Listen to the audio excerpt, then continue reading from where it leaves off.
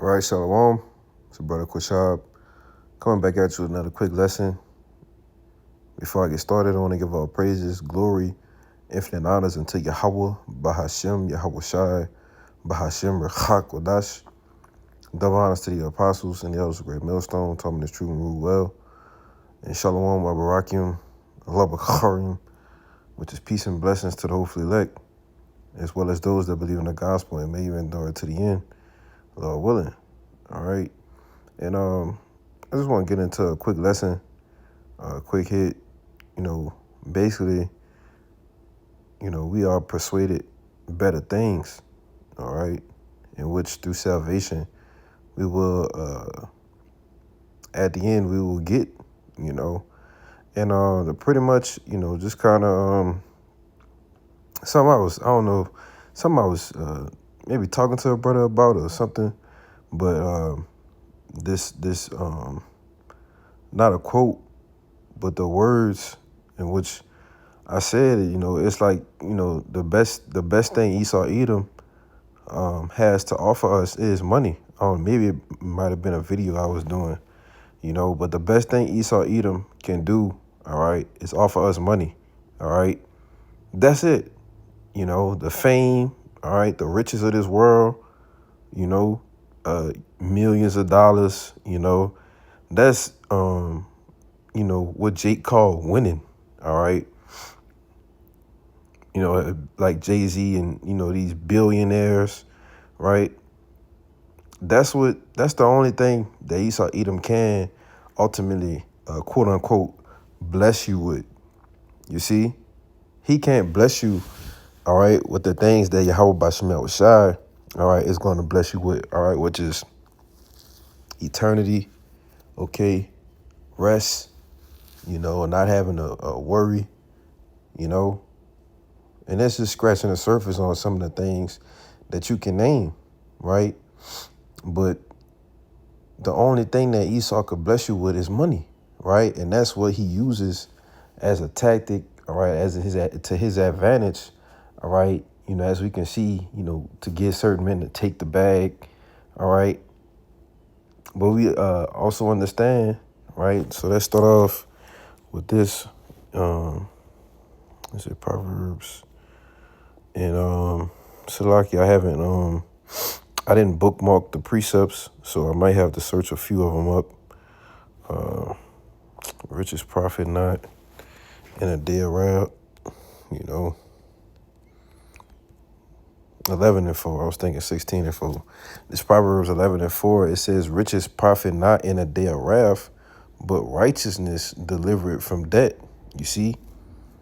And that's what's going to get us delivered, all right? Our righteousness, our faith in Yahweh Shai, and ultimately the grace, all right, the mercy that the Lord is going to have upon us, all right?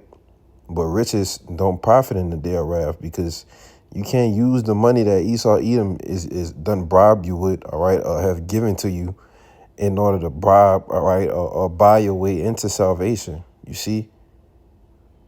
But Jake's, they think since they got money, they done made it now, right?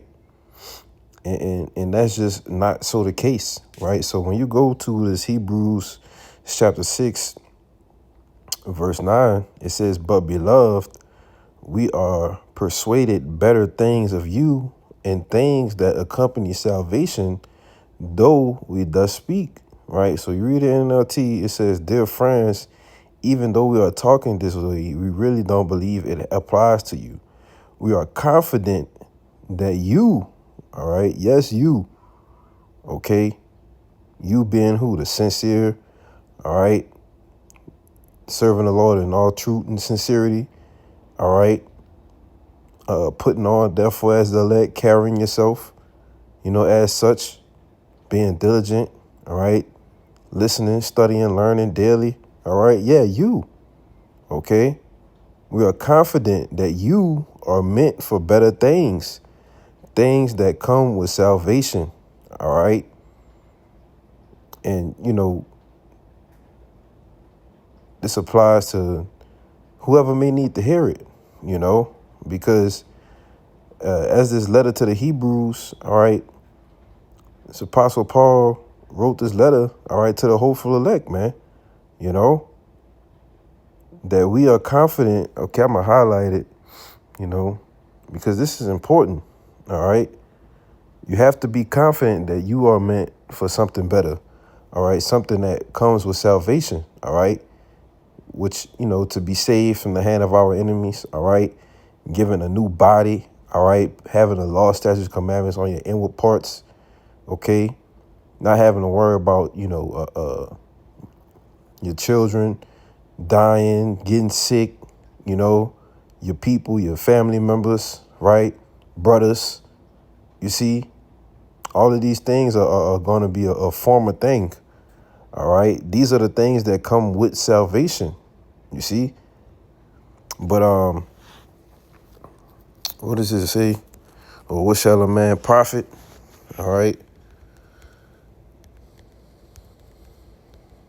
To gain the whole world, all right? This is what Yahweh Shai was speaking about, you know, because at the end of the day, yeah, you can gain the world, right? You got money now. You can buy whatever you want, right? But you can't buy eternity, you know? You can't buy eternal rest, you see? You can't buy being a ruler, all right? That power, exousia, all right? You can't buy that, man, you know?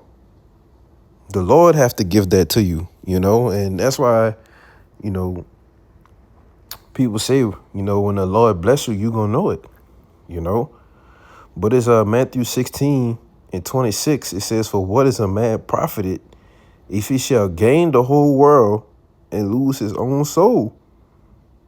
Or what shall a man give in exchange for his soul? For the Son of Man shall come in the glory of his Father with his angels, and then he shall reward every man according to his works. You know, and me and the brother Bayami went into a lesson, you know, basically going on choosing a side or picking a side, all right? Choose whether you're going to serve the Lord or not, man, all right? Because you can't be lukewarm, right? You can't be cool, the true cool, you know? That's a negative connotation, man. You know, you either got to be hot or you got to be cold, you see? Because the Lord is coming back with a reward, right? So we go into this word, reward.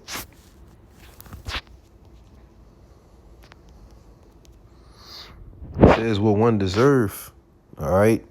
The meaning of return or payment for service, you see? So also something given in recognition of merit, virtue, or prize, all right? It says sometimes a punishment or a recompense for evil doing, you see?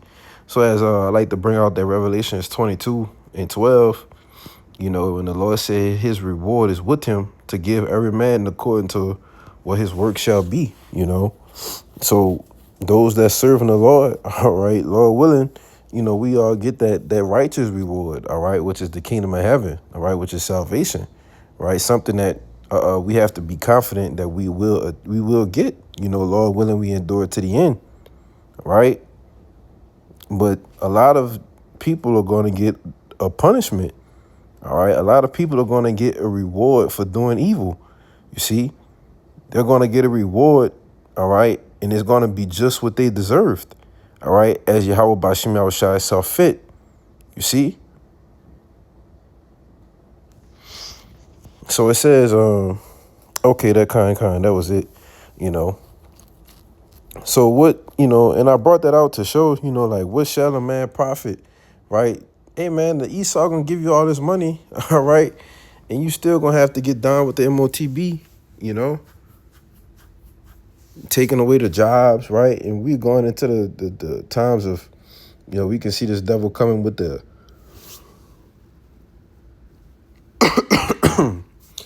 whole, this whole UBI thing, right? But at the end of the day, what would it profit you, all right, to take the route of chasing the bag, all right, getting the money over serving Yahweh by Shemal Shai, right? And that's what a lot of these jakes have done. They've sold themselves to Esau Edom, all right, to Satan, all right. And they've sold, what they say, you sell your soul, man, You know, that's what they have done in exchange for what? Money. You see? But that's why this truth is given to us, you know. You can't buy this truth, right? You can't buy salvation, you know? And that's why when the Lord bless us, all right, and allows us to receive our rewards, you know, Lord willing, we be on the right side of that reward, you know, it's going to be a beautiful thing, right? Which is why it tells you that the Lord is going to wipe our tears away, you know. Now, it tells you in 2 Timothy, you know, that it's all about the love, all right? Is it 4:16?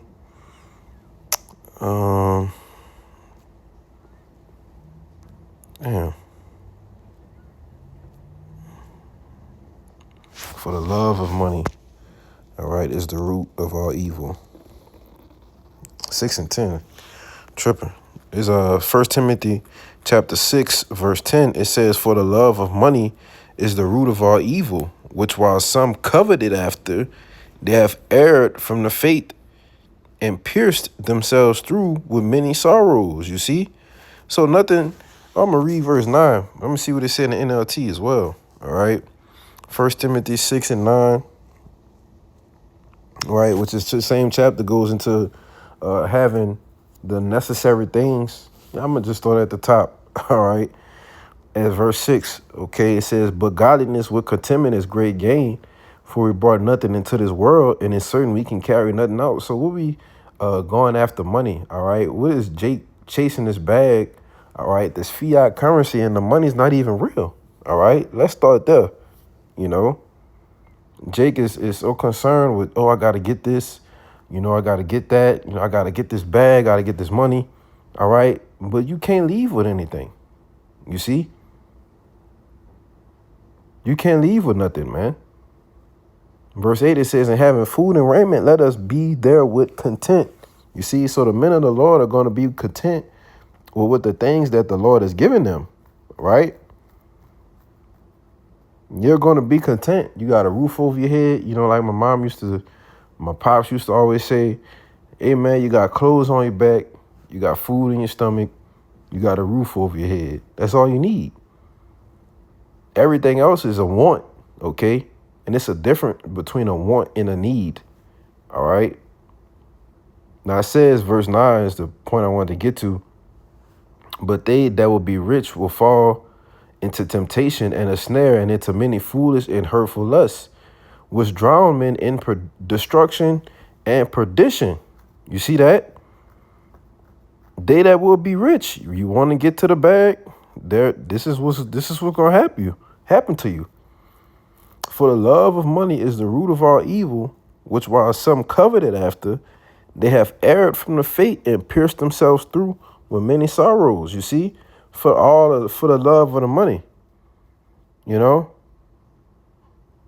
like the old song by the OJs, man. Money, money, money, money, money. Some people got to have it. Some people just got, you know, they can't do nothing, but just gotta go. And you know, Jake go through all kind of wickedness behind the back, man. You know, selling dope, scamming, robbing, you know, killing people. You see? Well, this is speaking of those that are in the truth, you see? Because it said what? They have erred from the faith and pierced themselves through with many sorrows. So, you know, as we can see, you know, you got these guys, you know, preaching all of these damnable heresies all of a sudden, when at one point in time, they you know, kind of had a sound doctrine, but now every week it's a new breakdown, you see? Why? Because the money has been achieved, you know, and now they're piercing themselves through in many sorrows, right? So when you read in the NLT verse 9 to 10, it says, but people who long to be rich fall into temptation and are trapped by many foolish and harmful desires that plunge them into ruin and destruction. For the love of money is the root of all kinds of evil. You see that? And some people craving money have wandered from the true faith and pierced themselves through with many sorrows. You see? The love of it, right? Nothing wrong with having money. You know, some brothers got money. You know, some brothers got good jobs. six-figure jobs and shit. The Lord had blessed them with, but they still what? Doing the truth, right? They still in the ministry, right? They still pushing the words of Yahweh Bashim Yahushai. You see? Why? Because they understand, all right? We understand that what? That money is just something that we use to pay bills and get by, man. Right? You might have a little extra here and there, you see? But we know ultimately that this system, all right, is going to totally require you to go all in for the money, okay? And it's not even going to be for the money. It's going to be just to exist in the society. You see? That's why we don't get attached to anything, right? Jake start, the Lord cold, man, and one thing you got to realize too is that Satan will bless you with that bag too. You see? Apostles gave those accounts, with different Rosicrucians and coming in there with them briefcases, man. Satan will bless your ass too. You see? Which is why it's important, especially as a younger man in the faith, late teens, early 20s, right? Mid 20s, late 20s, right? We don't have that much longer left here in Babylon, so it's nothing much to chase anyway. You see? Or what? You're going to fall into that temptation, man. But I'm going to end it in Matthew, the 6th chapter. All right. Which I can get it's a couple more precepts that came to mind, but, I'll start at verse 11. It says, give us this day our daily bread. All right. Which is the prayer in the Hebrew, the Adawan Palau. All right. The daily prayer. Okay. But one of the key points we say is give us this day our daily bread, man. Give us today the food we need, the things we need. All right. Scripture speak about feeding me with food that's convenient for me. All right. Which is the scriptures. Okay.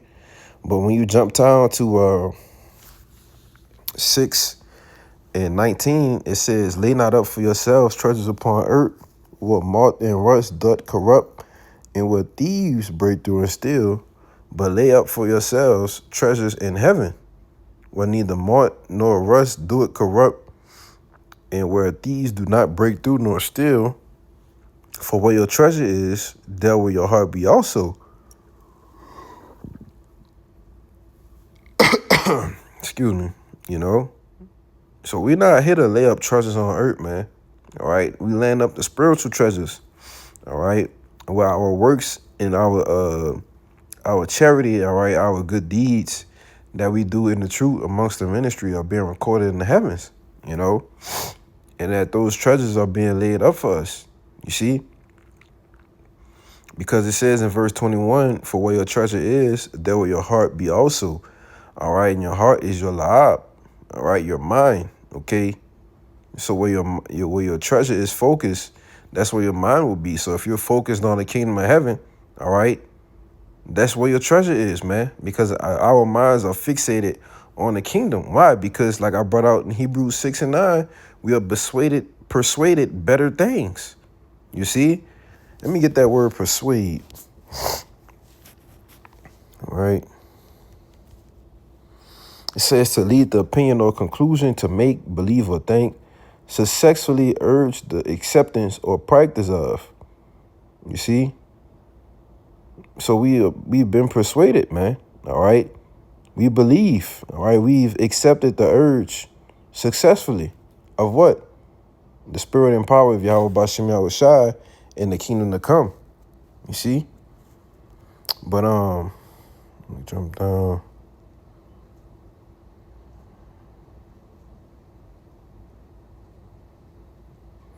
To 33, it says, but seek ye first the kingdom of our power and his righteousness, and all these things shall be added unto you.